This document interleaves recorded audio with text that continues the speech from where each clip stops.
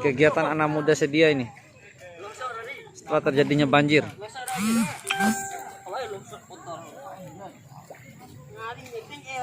Ngepe uta. Kira Bimo karane. Kira gila.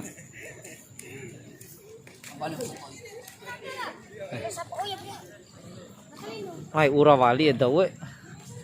Ka bunga fada na uta ka. Bunga fada na uta.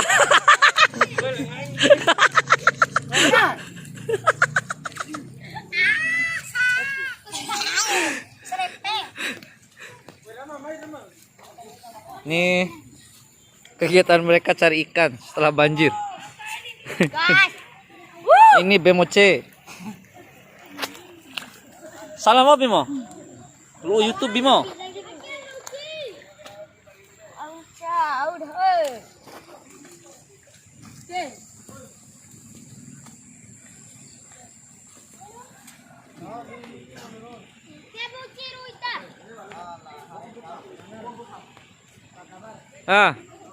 Para lindu rakal uci deh. Mbak piti 2000 nih.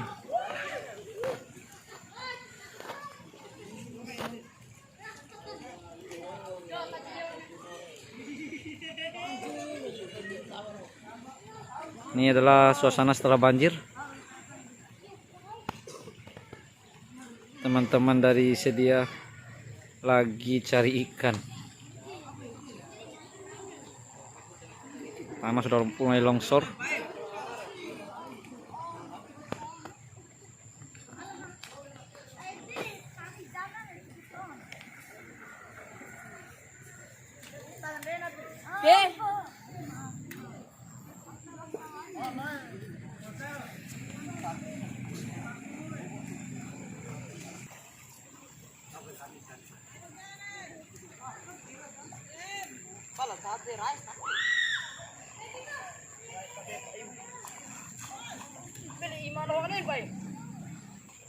Dapat nari. Nanti lalu. Pai bari hitam pikir. Awas dulu.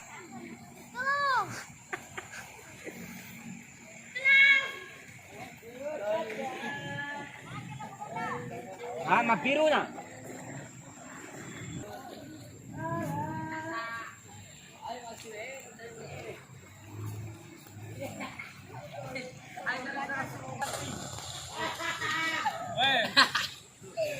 Beja Ari tadi Danilo naon ini. Rawa kelikir. Ari. Tadi Danilo naon ini kan. Apa?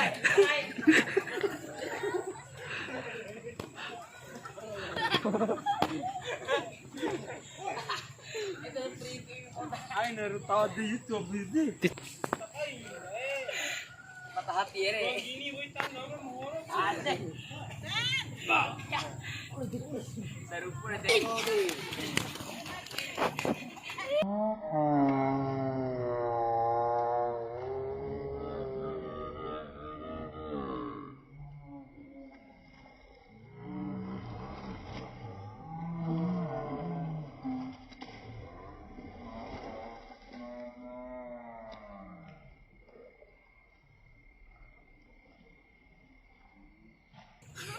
No, orang festival dah.